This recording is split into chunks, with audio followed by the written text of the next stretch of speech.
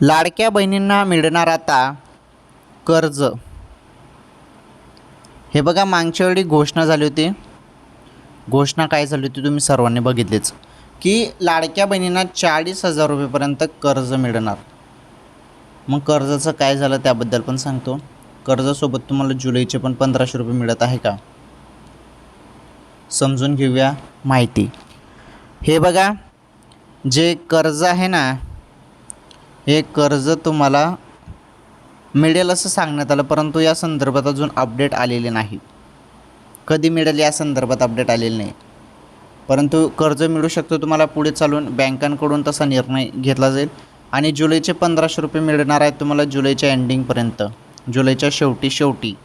आता जुलैच्या शेवटी पैसे अचानकपणे कोणत्या क्षणी तुमच्या खात्यामध्ये जमा होण्यास सुरुवात होणार आहे, वाट बघा थोडी.